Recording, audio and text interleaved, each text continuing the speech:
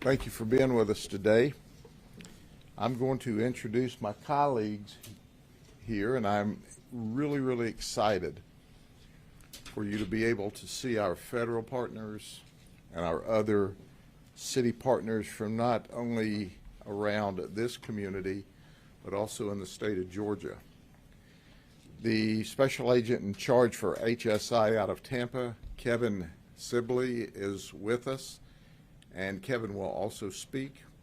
We have ASAC Hector Colon with us, Group Supervisor Louis Aquino. We have Lieutenant Isaac Jackson from the Haines City Police Department, Chief Roy Whitehead from the Snellville Police Department in Georgia. We have with us from HSI Atlanta, the Group Supervisor Thomas Cadwalder, and Border Patrol, we have Patrol Agent in Charge Glenn Lindell and Javier Lopez. And you go, why all these people? Because all of these agencies and more were involved in this operation. This was an extensive operation. So I want to start by laying out for a few minutes how significant this investigation was. As you know, I've been with the Sheriff's Office my entire adult life, and this is the largest methamphetamine seizure in the history of the Polk County Sheriff's Office. And the largest seizure included 1,342 pounds of liquid methamphetamine. It was transported in buckets like these. Now, I want to make sure everyone understands that Home Depot is where America shops, to include the dope users, okay? So obviously Home Depot didn't have anything to do with this other than they sold the 5-gallon buckets that transported this drug. 1,342 pounds or 120 gallons of liquid meth. In addition to that seizure, we also seized 63 kilos of crystal meth and 25 pounds of THC gummy bears and hard candy. Did you hear what I said? You know, that low-level, nonviolent, marijuana-related drug that was supposed to be legalized only for the very sickest, and they just happened to make it in gummy bear and hard candy. 25 pounds of it was coming to this county and ultimately would have been marketed to your children. In addition to that, there was 2,544 Xanax pills seized as well. We're going to give you the details in a few minutes. But the street value on all of this is about $54 million. Let me underscore that, $54 million.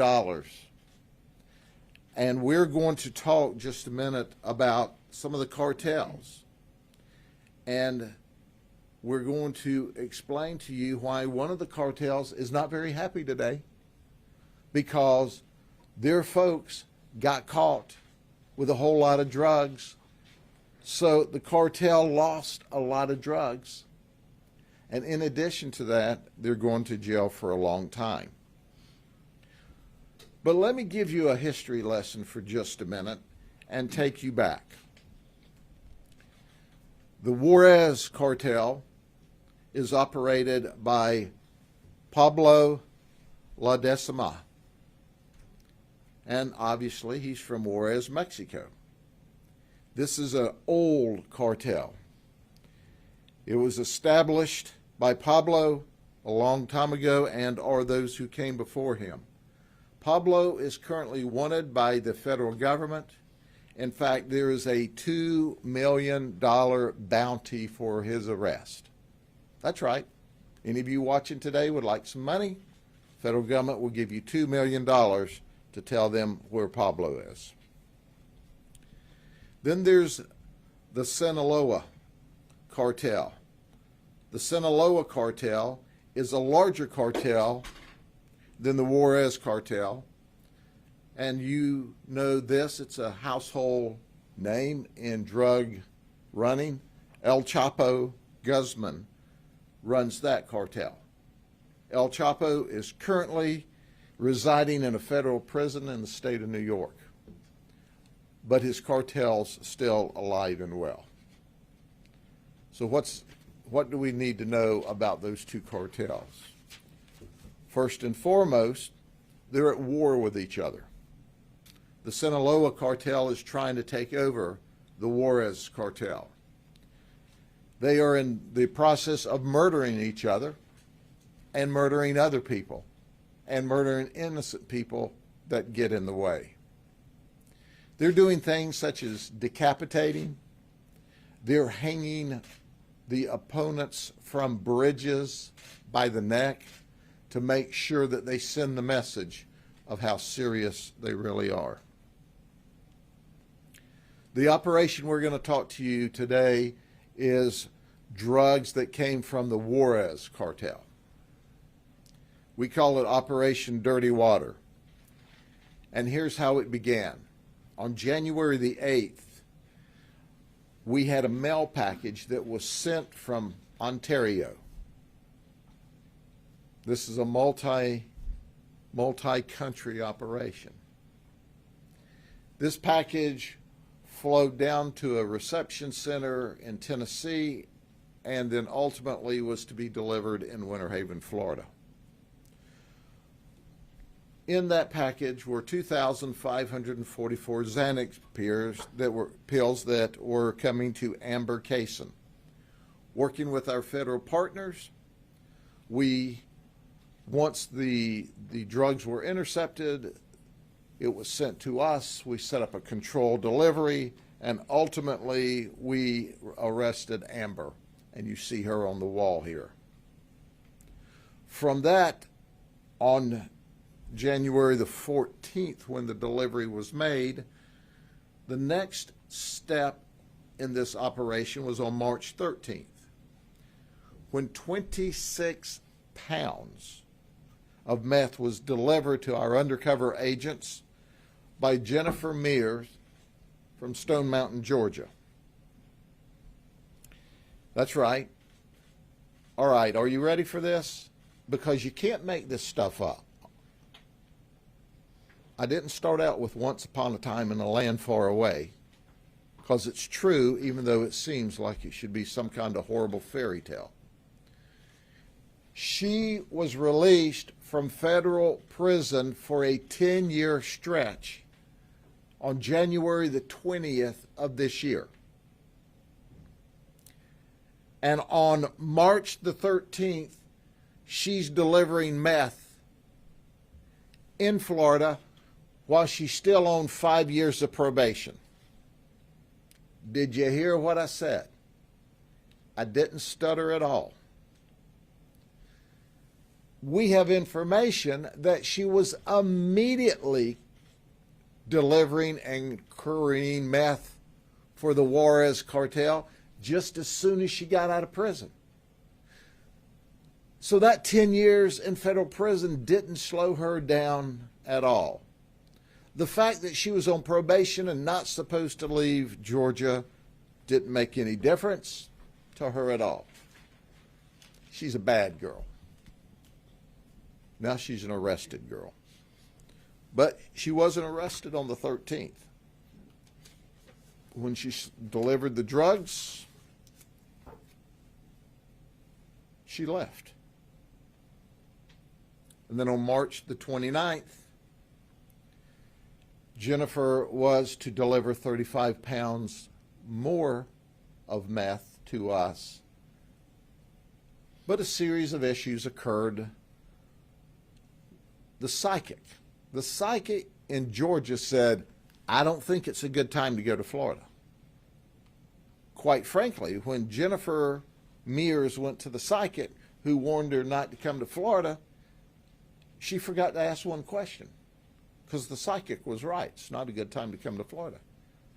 She didn't ask the psychic what the lottery numbers were for the week, because the psychic was right on. But she still wanted to make the drugs available. So she said, well, you can come up here and get them. So we worked with our local police departments and obviously HSI.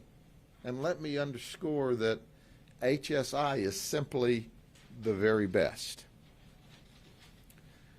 So we went up there and we obtained, with HSI and with our local police departments, the 35 pounds of meth. It was in her truck, parked across the street from the landscaping company where she worked. And she had us pick it up while she was out doing a landscaping job in another area. You follow that? So she was not around. So where did this drug come from? Where did this person that's still on federal probation, straight out of prison, get this 35 pounds and 26 pounds? Well, she got it from a guy by the name of Isidoro Palacios. Isidoro Palacios is a bad man. He's listed on the wall too. Isidoro Palacios is associated directly with the Juarez Cartel. He's been in trouble before. At that time, we arrested Jennifer on March the 30th, and we arrested Jennifer on the previous delivery of drugs in Florida. Now let's go to April the 5th. Search warrants are executed at Isidoro Palacios' houses, 2 different locations, by HSI and the local police agencies. Isidoro has a house on Stonewell Tell Road in College Park, and another one that they hit on Westbrook Road in Union City, Georgia. They seized another 77 pounds of methamphetamine.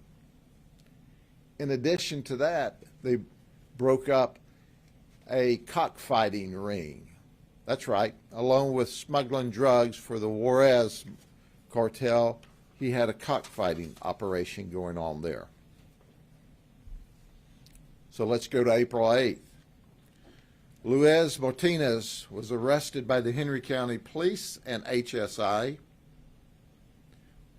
with 1,342 pounds of liquid meth and 14 firearms. Luis, newsflash, is in this country illegally, and this is what he's doing. He's in this country illegally, bringing this drug to your children. How do you like that? How do you like him smuggling 1,342 pounds or 120 gallons of liquid meth across the border? Then he's drying it out into the crystal form and giving it to your children, and he's here illegally. You like that? Well, when these Border Patrol agents are putting their life on the line at that border every day, that's what they're trying to stop from coming into this country. So don't believe that crap you're seeing on the evening news about there's no crisis at the border. There's crisis at the border.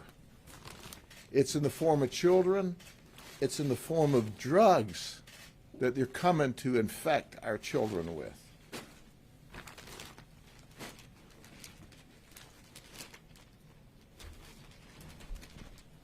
But it's not over yet. There were more search warrants executed. And when we went to Herndon Road with HSI and the local authorities, we didn't find any narcotics at that house, but here's what we found. We found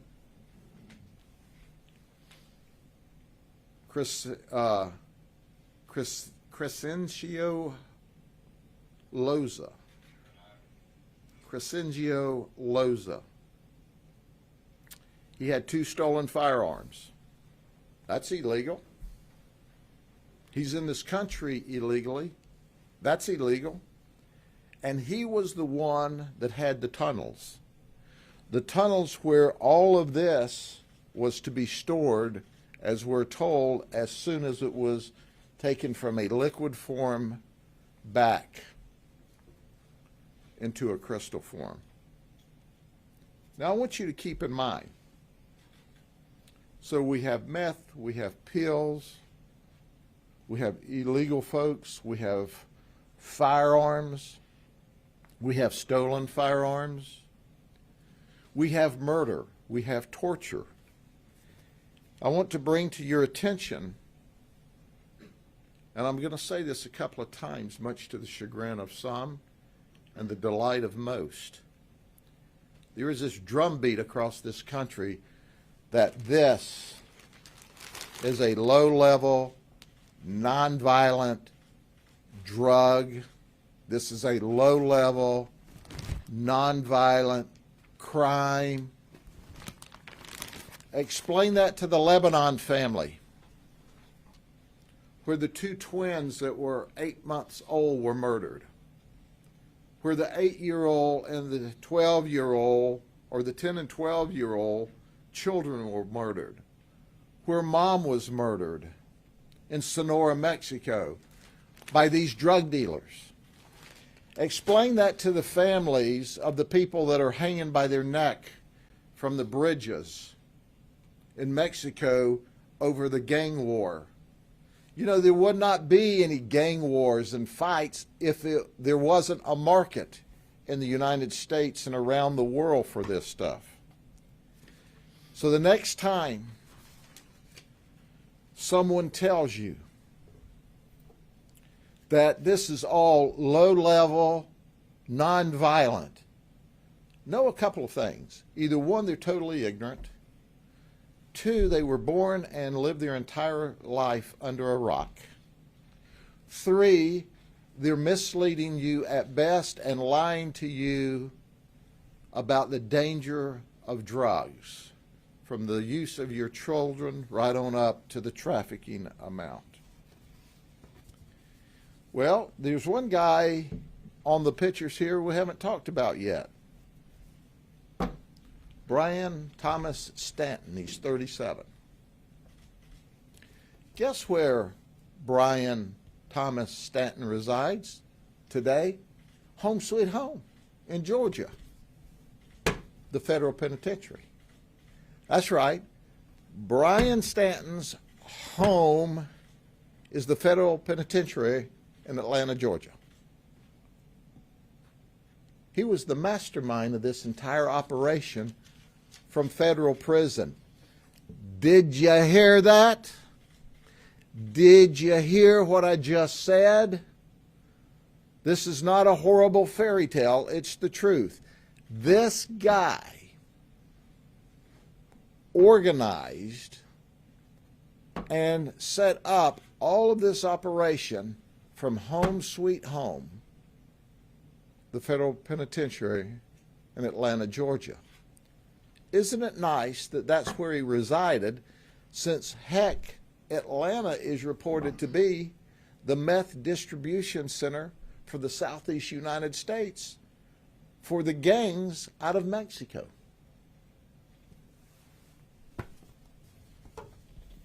I'm a little passionate about this. It's not just because it's Thursday morning. It's because members of law enforcement are putting their life on the line every day to protect the community, and more importantly, once again, to protect your children from getting access to this very dangerous, deadly drug. We'll accept questions, but before we do that, once again, I want to introduce to you one of my colleagues who has a great deal of experience in law enforcement at the federal level, is a professional in the truest sense of the word, and because of his leadership and his eagerness to help us with this operation. And because we partner across city, county, state, and federal lines, this is how this happens. Because this is an international drug smuggling operation that came all the way down to your child in Polk County, Florida. Make no mistake about it. All of this drug here was not destined for Polk County. Just a piece of it. And then because of HSI, because of the leadership of these professionals that are here with me today and others who couldn't make it, we were able to take this from the street level all the way back to the distribution point. And I'm still shocked that this guy could do it and mastermind it while he's locked up in federal prison.